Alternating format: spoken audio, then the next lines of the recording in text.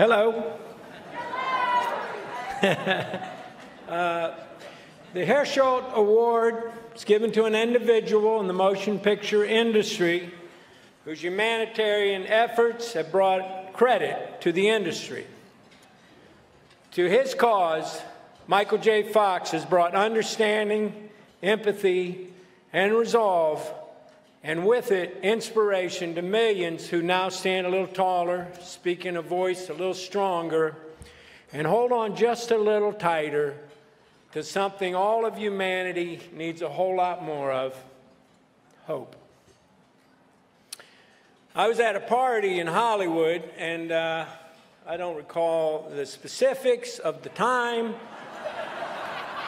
other than it was in the mid-'80s, and it was a Thursday, and it was about 8:34 p.m. Other than that, I don't really remember, but naturally, I was in the kitchen, where all good parties end up, and I just stepped outside for a little air, and and suddenly, I come back, seemed like everyone at the party just evaporated. So I walk into the living room, and there is everybody watching a television show. So I stopped and watched, and there was this kid who looked to be in high school on the screen, and he was electric. What he could do with a look or a pause. I was watching a phenomenon in the making. And I mean, I think of myself as pretty funny, and very funny when I'm high. But this guy was a master class in comedy. And that was my first introduction to Michael J. Fox.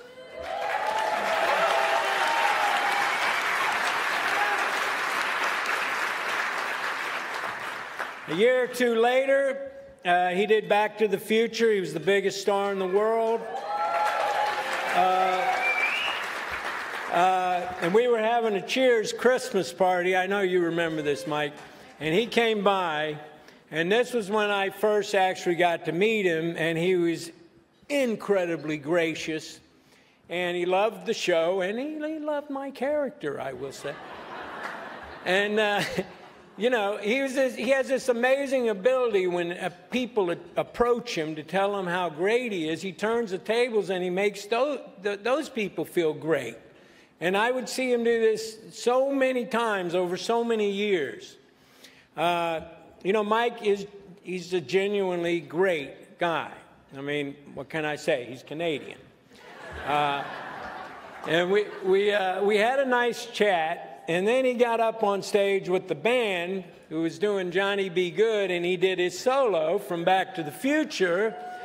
And I can tell you, everyone from the Cheers cast and crew felt very lucky to witness this performance, other than one lady who was not feeling Christmassy and who promptly kicked him out. Yes, and that woman became my wife. Sorry, it's a cheap joke. No, but anyway. So I had this company making round beach towels. So now when the sun moves, your towel doesn't have to. Yeah, I tell you, it was another one of those savant investments that's really kept me in fine fettle all these years. So I brought over to Mike a couple of towels as an apology for getting kicked out of the party, and he said, "Let's hang out sometime." And I said, "Okay, yeah, let's hang out sometime." And we became good friends. A bit later, he recommended me for a part in a film called Doc Hollywood. And that's good, the old people cheering. But it was it was my leap from Cheers to the big screen, and I owe it to you, Mike. And but anyway, one morning while we were in Florida, his pinky was twitching, and he wasn't sure if it was from the 20 minutes of slap boxing we'd done in the parking lot the night before. So he saw a doctor who was the first doctor who suggested to him he might have Parkinson's. He told me, and I just couldn't believe it, because there is such an invincible, superhuman quality about Mike. All of you who know him know that's true. Well, he never missed a step, never wallowed in self-pity as I would have done, and instead he turned a chilling diagnosis into a courageous mission. I went to visit him in Thailand when he was filming Casualties of War, and one night Mike took us into the jungle, and we stopped at this little hut. And Mike, ran out of the car. This kid runs up to him, and he hands him like thousands of baht, which probably amounted to about $16. And then the kid led him to this little space that had a chest-high wall of concrete around it, and they both jumped over it. So I run up to the wall. I couldn't believe it. I look in there, and Mike is sitting next to this kid with dozens of cobras all around them, ready to strike. And no jest. And the kid was toying with these cobras. He would stick his knee in front of him, and then the cobra would try to strike, and he'd just move his knee in time, and then just smack him in the back of the head.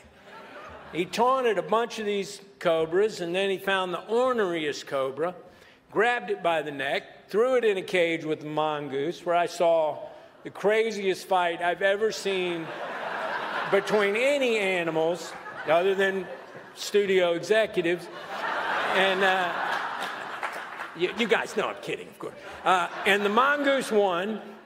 They took the snake, tied it by its tail, wrung the blood out, half filled 4 glasses with cobra blood and half with Thai whiskey. Drinking the cobra blood is called becoming brother to the snake. Mike and I drank lots of things together, and he can hold his own. What can I say? He's Canadian. But Mike promptly vomited his snake cocktail. He never could hold his cobra blood. Anyway, I said I thought it was one of the funniest jokes I ever said. I said, "Hey, Mikey, he likes it." Which, well, they didn't get it laugh then, but it's gratifying now. Anyway, the famed acting coach Stella Adler reminded us that the word theater comes from the Greeks. It means the seeing place. It is a place people come to see the truth about life. Michael J. Fox never asked for the role of Parkinson's patient or disease advocate. But make no mistake, it is his greatest performance. Michael brought the world to the seeing place where we all feel invested in finding a cure for a cruel disease.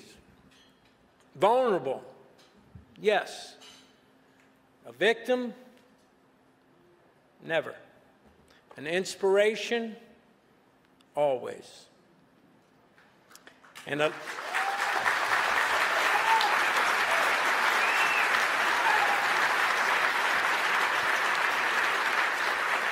living, breathing symbol and singular voice to help advance progress toward a cure through the Michael J. Fox Foundation for Parkinson's Research.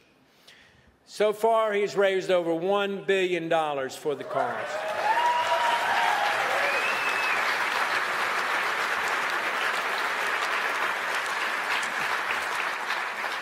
Someone once told me, people will remember your example, not your advice. I advised him, is that necessarily true? No.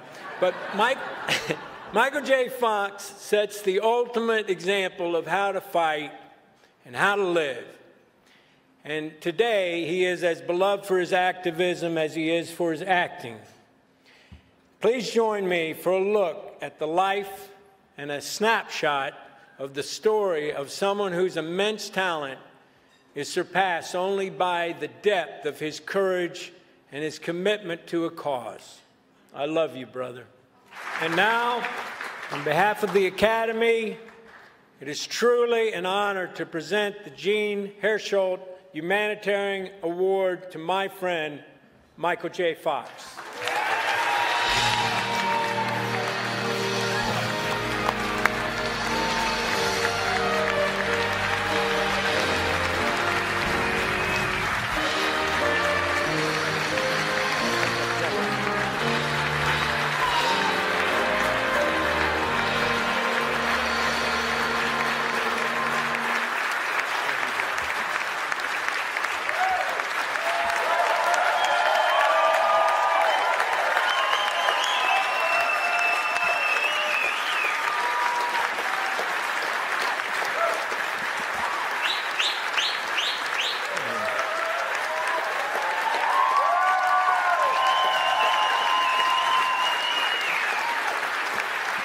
Guys, you're making me shake. Stop it. Thank you. You gonna be here the whole time, Woody? Are you throwing jokes at you and stuff? Throwing straight line, seeing Woody will roll in and make you all laugh again.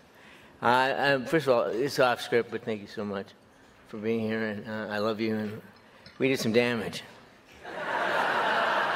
We did some damage in the '80s. I heard an expression the other day.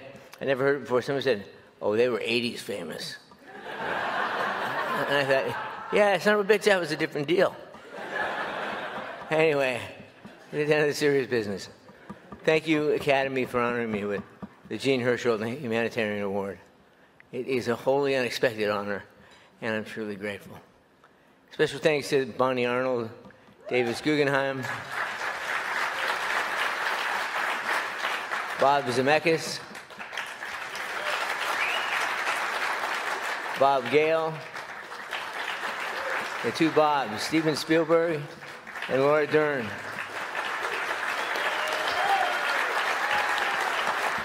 I actually know those people. This is so cool. Also, thanks to Bruce Springsteen for that song you heard at the end of Davis's piece. It's sort of a personal anthem. No repeat, baby. No retreat, baby. No repeat. No repeat, no retreat. Baby, no surrender. And there's a line in that he bursted out of class, had to get away from those fools. They learned more from a 3-minute record, baby, than they ever learned in school.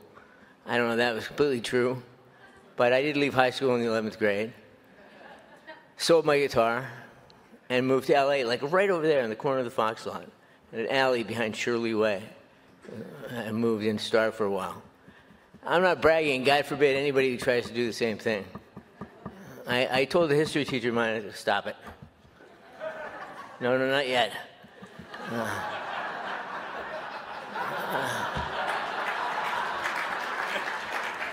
You wonder with Parkinson's, don't you? I told the history teacher of my plan, and he said, "Fox, you're never going to be cute forever." I had no idea how to respond to that. So I said, "Maybe just long enough, sir. Maybe just long enough." Turns out we were both right. Years later, my son Sam insisted that the 30-something me earn my GED. And so I did. I got that covered. My career as a risk taker and an opportunist started to hit full stride. During my first days, then months, then years in the American film and television industry, I booked some jobs, ducked some landlords, dove in a few dumpsters, and eventually I found myself, unbelievably, on a TV series called Family Ties.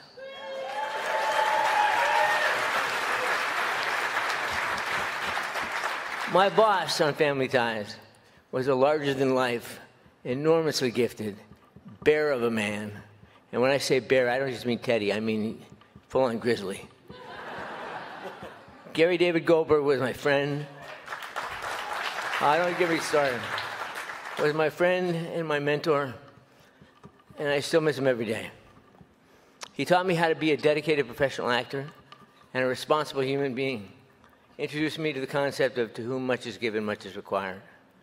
I think that's John F. Kennedy's wording, but I also recognize the concept as taught to me by my parents, Phil and Bill Fox, who, by the way, would love this. In case you're wondering, Irish people cavell too.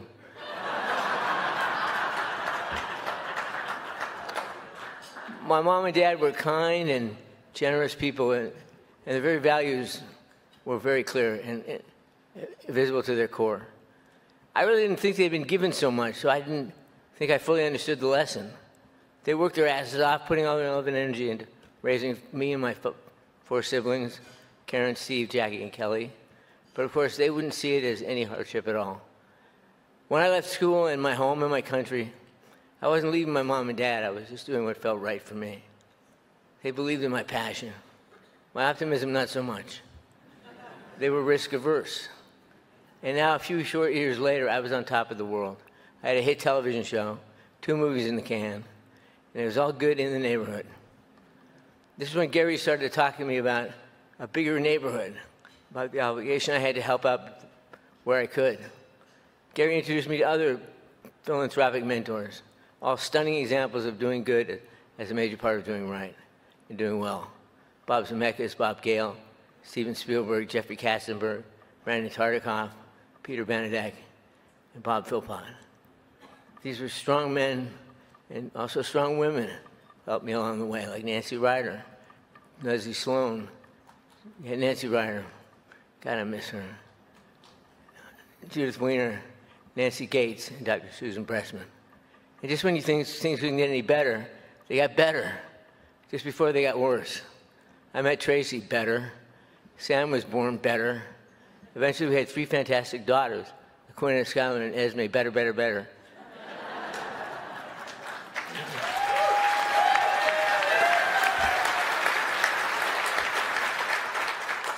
Somewhere in there, around 29, I was diagnosed with Parkinson's.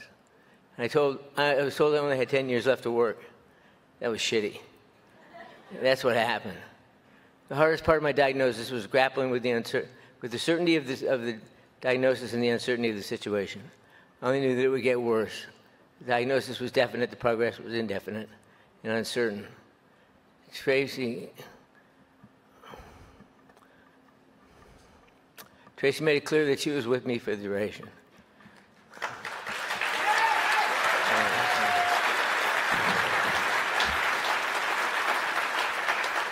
I just gotten so much shit.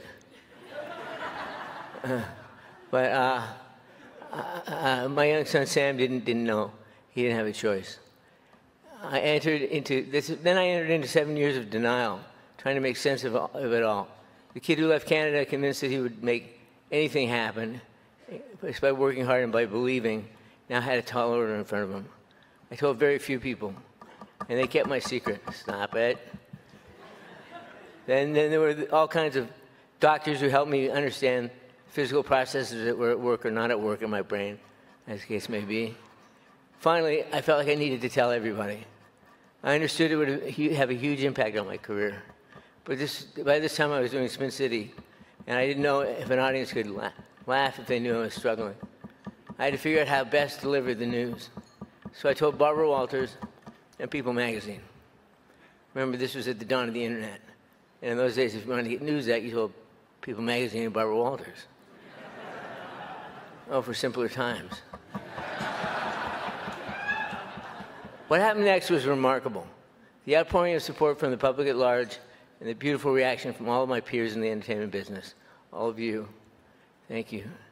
And the people that I worked with was transformative. Then I reached out to the Parkinson's community itself, patients, families, their doctors, leading scientists in the field, and it struck me that everything I'd been given, success, my life with Tracy, my family, had prepared me for this profound opportunity and responsibility. It was a gift, as my friend George Stephanopoulos pointed out in the film. I refer to it as Parkinson's is the gift that keeps on taking. Gift that keeps on taking. Showing up for a handful. But it truly has been a gift. Once I became engaged in learning about the disease, every interaction, every new piece of information I gathered, every researcher or NIH official I talked to, all confirmed that The science was ahead of the money. The answers could be unlocked with the right investments. It was also clear that an aging, underserved patient base could use some help in getting their message out. Patients let me know that if I could push, they'd put their weight behind me, sometimes shaky, and they'd push alongside me, and we would push together. This was the impetus for the Michael J. Fox Foundation for Parkinson's Research. I didn't want to call it that. I wanted to call it pedicure, and I told Tracy, and she said, pedicure?